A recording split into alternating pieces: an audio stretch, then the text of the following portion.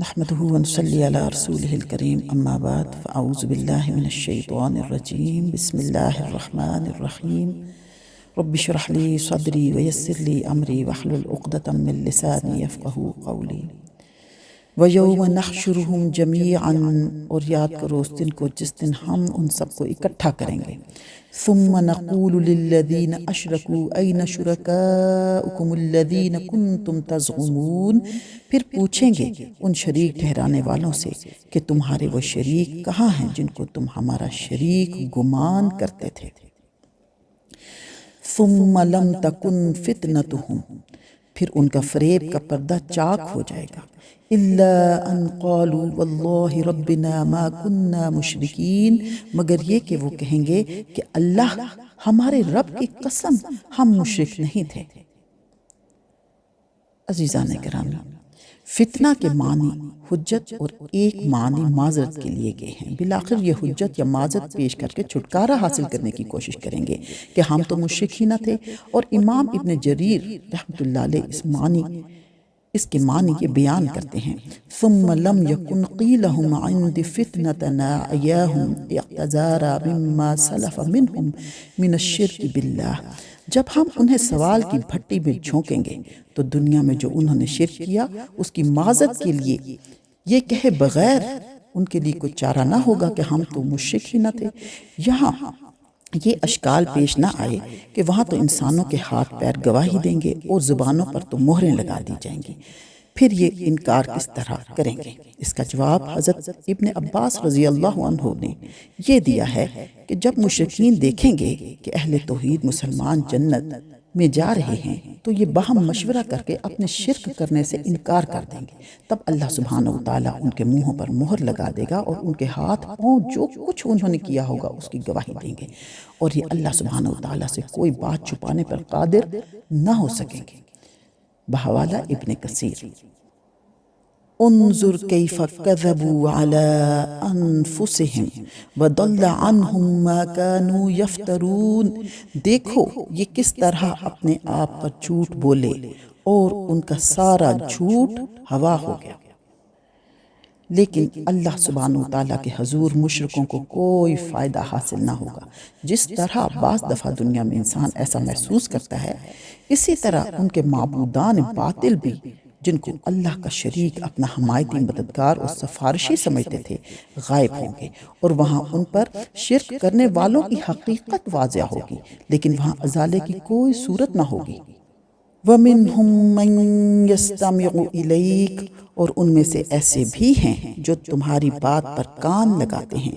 وَجَعَلْنَا عَلَىٰ قُلُوبِهِمْ أَكِنَّةً أَن يَفْقَهُوهُ وَفِي آذَانِهِمْ وَقْرًا، لیکن ہم نے ان کے دلوں پر پردے ڈال دیے ہیں کہ اس کو نہ سمجھیں، اور ان کے کانوں میں بہرا پن پیدا کر دیا ہے کہ اس کو نہ سن سکیں.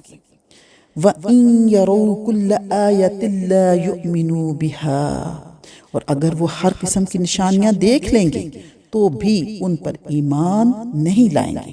حَتَّى إِذَا جَاءُوكَ يُجَادِلُونَكَ يَقُولُ الَّذِينَ كَفَرُوا إِنْ هَذَا إِلَّا أَسَاطِيرُ الْأَوَّلِينَ، یہاں تک کہ جب یہ تمہارے پاس حجت کرتے آئیں گے تو یہ کافر کہیں گے کہ یہ تو بس اگلوں کا فسانہ ہے.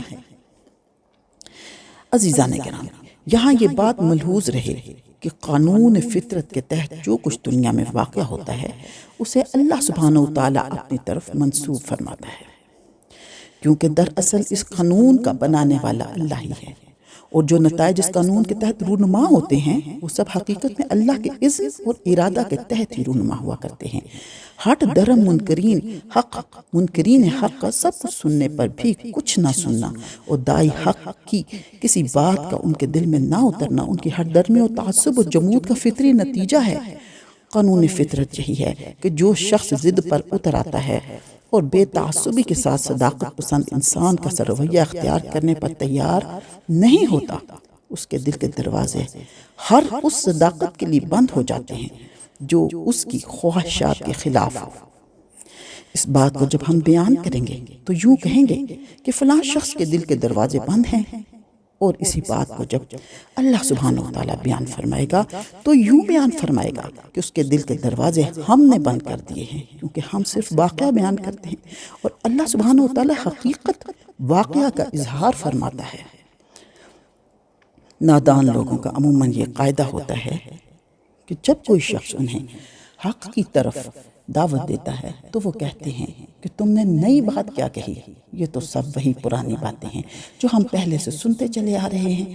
گویا ان احمقوں کا نظریہ یہ ہے کہ کسی بات کے حق ہونے کے لیے اس کا نیا ہونا بھی ضروری ہے، اور جو بات پرانی ہے وہ حق نہیں ہے، حالانکہ حق ہر زمانے میں ایک ہی رہا ہے اور ہمیشہ ایک ہی رہے گا۔ خدا کے دیے ہوئے علم کی بنا پر جو لوگ انسانوں کی رہنمائی کے لیے آگے بڑھے ہیں وہ سب قدیم ترین زمانہ سے ایک ہی امر حق کو پیش کرتے آئے ہیں، اور آئندہ بھی جو اس منبع علم سے فائدہ اٹھا کر کچھ پیش کرے گا وہ اسی پرانی بات کو دہرائے گا۔ البتہ نئی بات سے وہی لوگ نکال سکتے ہیں جو خدا کی روشنی سے محروم ہو کر ازلی اور ابدی حقیقت کو نہیں دیکھ سکتے۔ آیت مبارکہ سے وضاحت ہو گئی کہ مشرک آپ کے پاس آ کر قرآن تو سنتے ہیں، لیکن چونکہ مقصد طلب ہدایت نہیں اس لیے بے فائدہ ہے۔ ان کے کفر کے سبب ان کے دلوں پر ہم نے پردے ڈال دیے ہیں، اور ان کے کانوں میں ڈانٹ کی وجہ سے ان کے دل حق بات سمجھنے سے قاصر اور ان کے کان حق کو سننے سے عاجز ہیں۔ یہ سب حکم خداوندی ہے۔ اب وہ گمراہی کی ایسی دلدل میں پھنس گئے ہیں کہ بڑے سے بڑا معجزہ بھی دیکھ لیں تب بھی ایمان لانے کی توفیق سے محروم ہی رہیں گے، اور ان کا عناد اتنا بڑھ گیا ہے کہ قرآن کریم کو پہلے لوگوں کی کہانیاں کہتے ہیں۔ وَهُمْ يَنْهَوْنَ عَنْهُ وَيَنْأَوْنَ عَنْهُ، اور یہ اس سے دوسروں کو بھی روکتے ہیں اور خود بھی گریز کرتے ہیں۔ وَإِن يُهْلِكُونَ إِلَّا أَنفُسَهُمْ وَمَا يَشْعُرُونَ، اور یہ در حقیقت اپنے ہی کو تباہ کر رہے ہیں لیکن احساس نہیں کر رہے ہیں۔ یعنی عام لوگوں کو آپ صلی اللہ علیہ وسلم سے قرآن سے روکتے ہیں، بے شعوری میں اپنی ہلاکت کا سامان کر رہے ہیں۔ صدق اللہ العظیم۔